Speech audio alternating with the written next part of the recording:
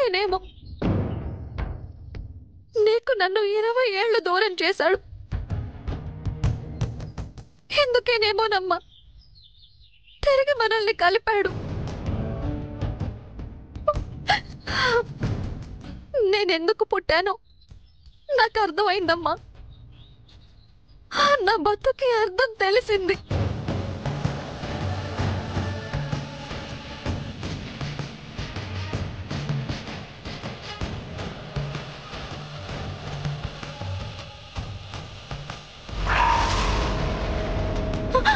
అమ్మా అమ్మా ఏమైందమ్మా? ఇలా ఇలా ఇలా మాట్లాడుతున్నావు మంగా? మోసపోయానన్న కోపం లేదా? చావు ముంచుకొస్తుందన్న భయం లేదా?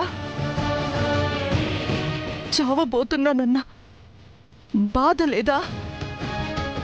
ఏమీ జరగలేదన్నట్టు ఎలా ఎలా ఉంటున్నావు? ఎలా సాధ్యమవుతుంది? నువ్వు నాకు జీవితాన్నిచ్చావమ్మా, ప్రేమనిచ్చావు, చెల్లినిచ్చావు, మంచి భర్తనిచ్చావు, పెద్ద కుటుంబాన్ని ఇచ్చావు, సంతోషాన్ని ఇచ్చావు. చావును కూడా ఇచ్చాను కదే. అందరూ ఏదో ఒక రోజు చనిపోతారమ్మా. నేను కాస్త ముందు పోతున్నాను అంతే.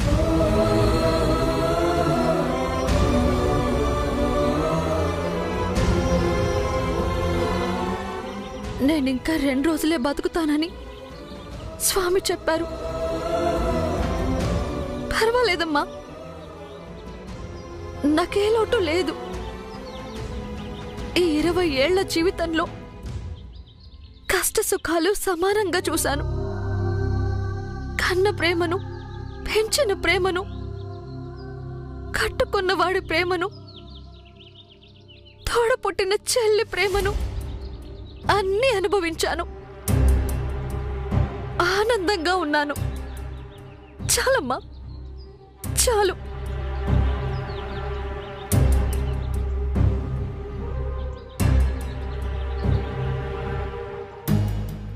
కాకపోతే ఒక బాధ. నన్ను విడిచి గంట కూడా ఉండలేని ఆయన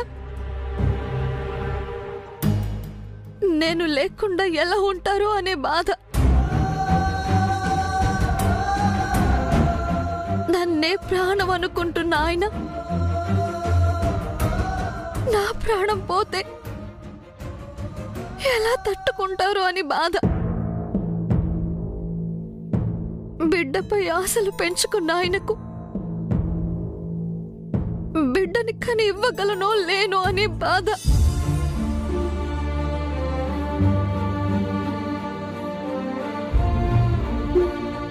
అమ్మని కాకుండా అసంపూర్తిగా వెళ్ళిపోతానేమోననే బాధ.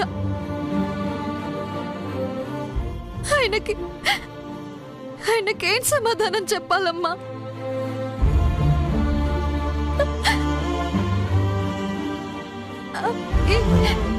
నా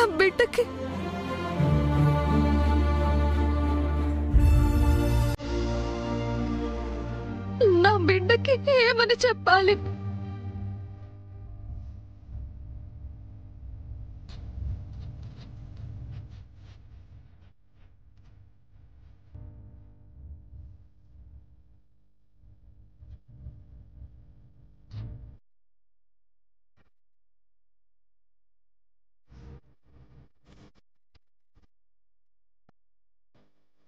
ఆయన గురించి తలుచుకుంటుంటే భయంగా ఉందమ్మా. బిడ్డ గురించి బెంగగా ఉంది. ఏం చేయాలమ్మా?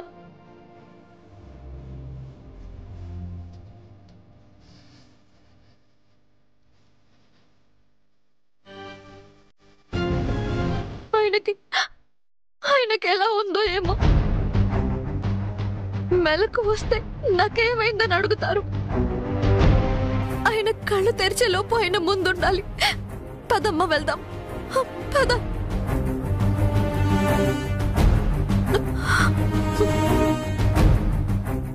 ఉంటాను స్వామి. వస్తాను శాస్త్రి గారు. పదమ్మా.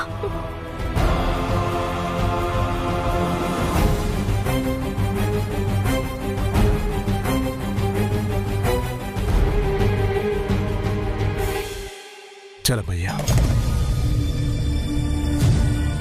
రాగద్వేషాలకు అతీతంగా బతికిన మా జీవితంలో మొట్టమొదటిసారి మాకు దుఃఖం వస్తోంది. ఆమె మరణం మమ్మల్ని కదిలిస్తోంది. ఆమె మరణం మమ్మల్ని కదిలిస్తోంది. చావును కూడా సంతోషంగా స్వీకరించడం పరమ యోగులకే సాధ్యం. ఇంత చిన్న వయసులో ఎంత పెద్ద ధైర్యం! ఆమె ఖచ్చితంగా యోగి. ఆమె సాధ్వి చలమయ్యా, మహాసాధ్వి.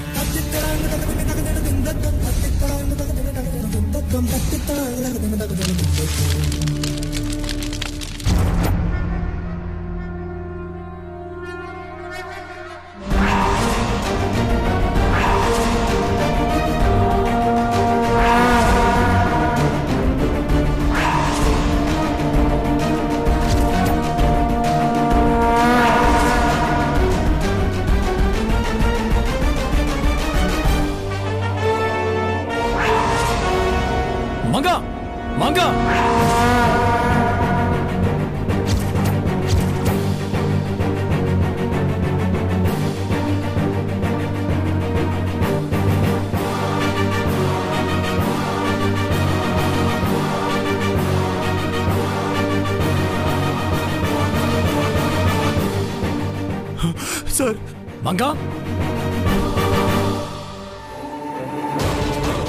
డాక్టర్. జై నాన్న, జై.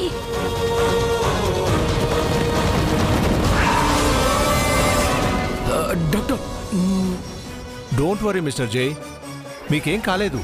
You are out of danger. నా గురించి కాదు డాక్టర్, నా భార్య మంగకెలా ఉంది? మంగ క్షేమంగా ఉందిరా. తల్లి బిడ్డ ఇద్దరు క్షేమమే నాన్న. ఇంకెక్కడ క్షేమం రా, ఈ పాటికి క్షేమం అయి ఉంటుంది. ప్రాణాలతో తిరిగి వస్తుందో లేక శవంగా వస్తుందో. మంగ ఎక్కడ పిల్లి? ఇక్కడే ఉందిరా, ఇక్కడే ఉంది. ఇక్కడ అంటే ఎక్కడుంది? ఉంది నాన్న, నువ్వు టెన్షన్ అవ్వకు. నేను మంగని చూడాలి వెంటనే. చారి, మీ మేడం ఎక్కడ? సార్, మేడం గారండి. ఏంటి? ఎందుకు అనవసరంగా దాస్తారు? మంగ దేవిపురం వెళ్ళిందిరా.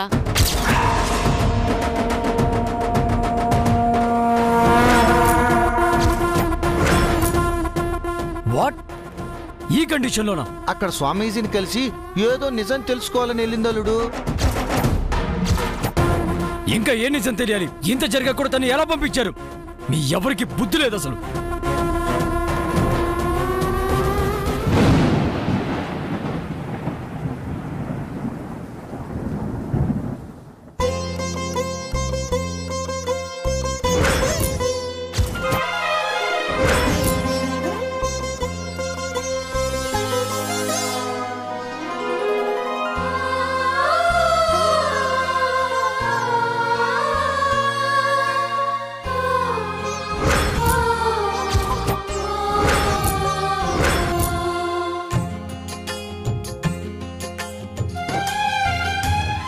నీ ఆయుష్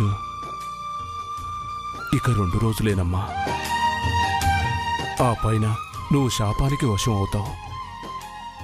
నీ మరణ శాసనం లిఖించబడింది.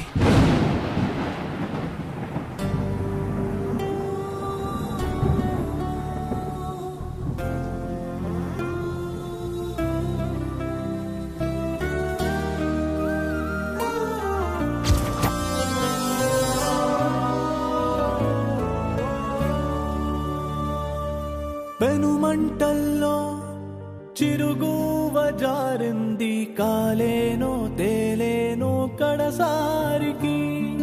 వడగళ్ళలో చిగురాకు వణికింది చితికేనో బ్రతికేనో జడివానకి. చిరుగాలికే సంకెళ్ళిలా ఊపిరినే ఆపేంతలా చిరునవ్వుకే చితిమంటలా ఈ జ్వాల నా పేదలా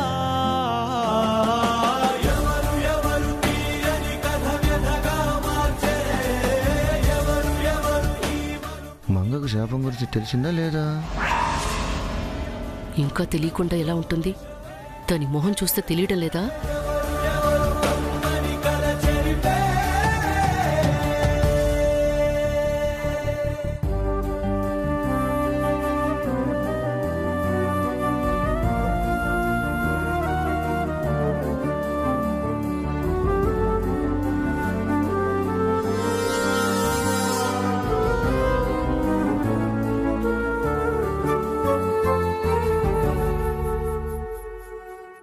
వర్ణాలు చూసే కళ్ళన్ని నేడు వర్ణము లేని కన్నీళ్ళు కురిసెనే కిరణాలు విరిసే అనింగి పూలు మంగా కలిసెనే విధిరాతో ఇది ఎదురీతో బదులే లేని ప్రశ్న వదిలెనా ఎవరు ఎవరు తీయని కథ వ్యధగా మార్చే ఎవరు ఎవరు ఈ మలుపుని మలిచే ఎవరు ఎవరు సంద్రంలో విషమే నింపే ఎవరు ఎవరు కమ్మని కల జరిపే పెనుమంటల్లో చిరుగువ జారింది కాలేనో తేలేనో కడసారికి వడగళ్ళలో చిగురాకు వణికింది చితికేనో బ్రతికేనో జడివా నన్ను విడిచిపెట్టి ఎందుకెళ్ళావు మంగ? మిమ్మల్ని శాశ్వతంగా విడిచిపెట్టి వెళ్ళిపోతున్నానండి. నీకు ఏమైందో అని ఎంత భయపడ్డానో తెలుసు. నిజం తెలిస్తే ఇంకెంత భయపడతారో. ఇంకెప్పుడు ఇలా చేయకు మంగ. చేయడానికి ఇంకేమీ లేదండి, అంతా అయిపోయింది.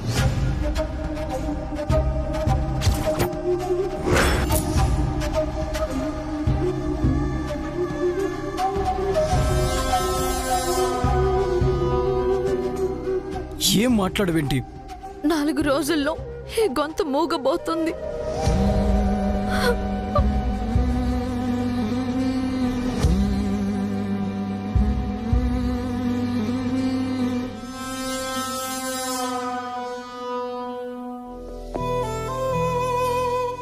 మంగ మంగ ఏమైంది? ఎందుకు ఏడుస్తున్నావు? నాకేమైనా అయితే మీరేమైపోతారండి? నీకేం కాదు, కానివ్వను. ఇప్పుడేం కాలేదు. ఇప్పటికీ ఎప్పటికీ నీకేం కాదు. ఒకవేళ అయితే నీకేమైనా పిచ్చా? చెప్తుంటే అర్థం కావట్లేదా? నీకు నా ప్రాణం అడ్డేస్తాను. నువ్వు నా మనిషి మంగ. నేను ప్రాణంలో ప్రేమిస్తున్న మనసువి. నిన్ను నా నుంచి ఆ దేవుడు కూడా దూరం చేయలేడు. ఉళ్ళే ఉండని పువ్వులుండవా కన్నీరుండని కళ్ళు లేవా అలలుండని సంద్రముండగా ఈ కలలుండని జన్మలేనా మనసా మర్చిపో లేదంటే చచ్చిపో గతమా కాలిగా మరు జన్మకి ఆశతో మంగ ఏడవకు. నాకు కూడా ఏం కాలేదు. జస్ట్ యాక్సిడెంట్ అయిందంతే. బేబీ సేఫ్ అని చెప్పారు. మనం ఇంటికి వెళ్ళిపోవచ్చు.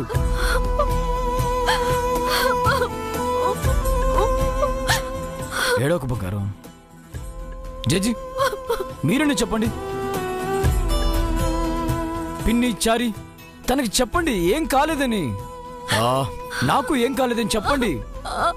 మనమంతా తనకు ఉన్నామని చెప్పండి.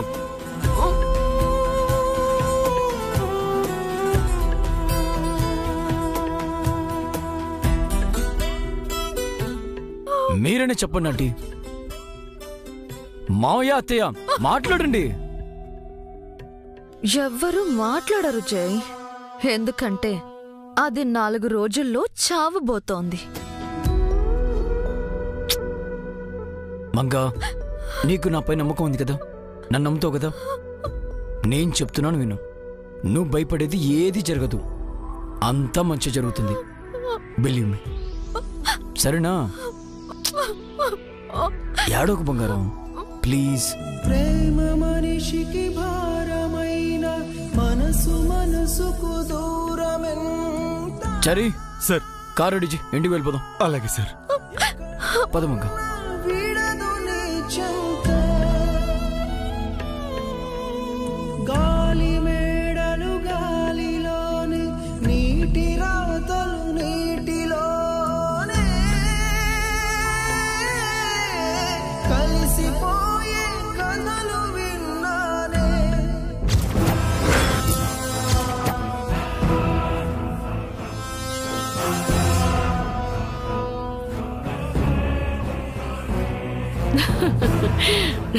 మొత్తానికి నువ్వు అనుకున్నది సాధించావమ్మా. మంగకు తన చావు గురించి తెలిసేలా చేశావు. కంగ్రాట్స్ అమ్మా. ఎన్నో ఫెయిల్యూర్స్ తర్వాత వచ్చిన సక్సెస్ ఇది, మనం సెలబ్రేట్ చేసుకోవాలి. నిత్య మజాక, మన విలన్స్ పరువు నిలబెట్టావు కదమ్మా. ఎప్పుడూ హీరోలు హీరోయిన్లు గెలవటం బోర్ కొట్టింది. ఈ విజయం కిక్కిస్తోంది. ఇక నుంచి అసలు కథ మొదలవుతుందమ్మా. 4 రోజుల్లో చస్తానన్న భయము, బాధ ఒకవైపు, ఆ విషయం జైతో చెప్పుకోలేని పరిస్థితి ఇంకొక వైపు. సావక ముందే మంగ 4 రోజులు నరకం అనుభవిస్తుంది.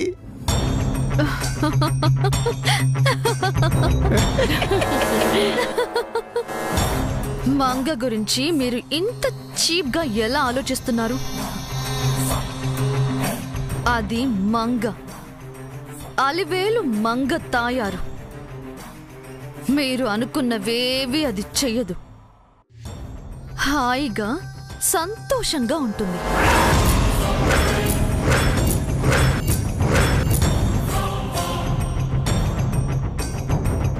అదేంటమ్మా, చావు వస్తుందంటే ఎవరైనా భయపడతారు కదా. కానీ మంగ భయపడదు. భయపడే రకం కాదది. ఏ మంగ మనిషి కాదమ్మా? జ్వరమో తలనొప్పి వస్తే 4 రోజుల్లో తగ్గిపోతుంది అనుకోవచ్చు, ఏకంగా ప్రాణమే పోతుందంటే భయపడకుండా ఎలా ఉంటుందమ్మా? కొన్ని జీవితాలంతే, మనసారా ఏడవడానికి కూడా పనికి రావు. ఆ మంగ జీవితం కూడా అంతే.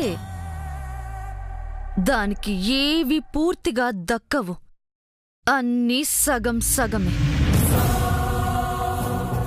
కోటీశ్వరాలి కూతురిగా పుట్టింది, కానీ దరిద్రం దాన్ని ఎత్తుకుపోయింది. 20 ఏళ్ల తర్వాత తిరిగొచ్చింది. నా స్థానంలో నటించడానికి ఒప్పుకుంది. ఆ యాక్టింగ్ ని ఎంజాయ్ చేసే లోపు ఆ నాటకాన్ని నిజం చెయ్యాల్సొచ్చింది. దానికి తన కన్న తల్లి ఎవరో తెలిసింది, కానీ అది బయటికి చెప్పుకోలేని పరిస్థితి. జైకి భార్య అయింది, కానీ జీవితాంతం భార్యగా ఉండలేకపోతుంది. జై వల్ల తల్లయింది, కానీ తన బిడ్డతో అమ్మా అని పిలిపించుకోలేని పరిస్థితి. ఆ బిడ్డ అమ్మా అని పిలిచినా వినడానికి అది ఉండదు కదా. కావాలంటే ఇంటికి వెళ్ళి చూడండి, ఈ పాటికది నవ్వుతూ ఉంటుంది. మేం నమ్మలేవు నిత్య, మంగ వెక్కి వెక్కి ఆడవడం ఖాయం. దాని కంట్లోంచి సింగిల్ డ్రాప్ కూడా బయటికి రాదు. అసాధ్యం అమ్మా. క్యాన్సర్ వచ్చినా బతకొచ్చనే ఆశ ఉంటుంది. శాపం ఖచ్చితంగా చంపేస్తుందని తెలిసాక ఏ నమ్మకంతో ఆనందంగా ఉంటుందమ్మా? బెడ్ కడతారా? ఇంటికి వెళ్ళి చూడండి, మీరే షాక్ అవుతారు. వెంటనే నాకు ఫోన్ చేస్తారు. నా శత్రువు ఎంత సంతోషంగా ఉందో చూడండి. వెళ్ళండి.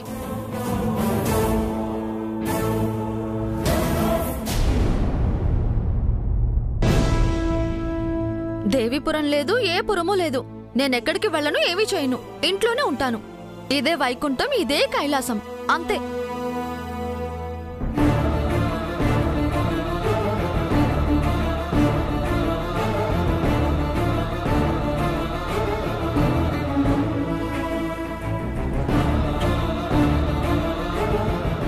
ఏమండి ఈ జ్యూస్ తాగండి.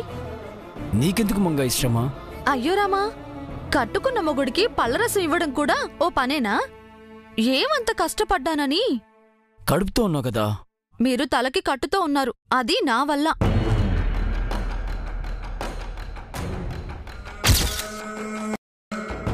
ముందే జ్యూస్ తాగండి, చల్లారిపోతుంది.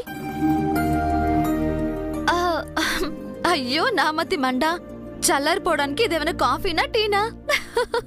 జ్యూస్ కదా. తీసుకోండి.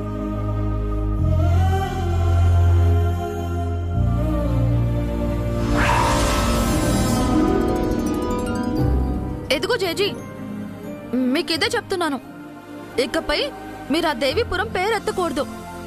ఆ ఊరి వాళ్ళకి ఏవైనా కావాల్సి వస్తే ఇక్కడికొచ్చి తీసుకెళ్ళమని చెప్పండి. మనం మాత్రం ఆ ఊరికి వెళ్ళొద్దు. అత్తయ్య, మీకు కూడా చెప్తున్నాను, పొరపాటున కూడా మీరు ఆ దేవీపురాన్ని గుర్తుకు చేసుకోవద్దు. మర్చిపోండి. ఆ ఊరిని, ఆ గుడిని, ఆ జనాన్ని అంతా మర్చిపోండి. ఫైనలీ నువ్వు దేవీపురం వెళ్ళడం మంచిదేనమాట. అవునండి, నిజమేంటో తెలుసుకున్నాను.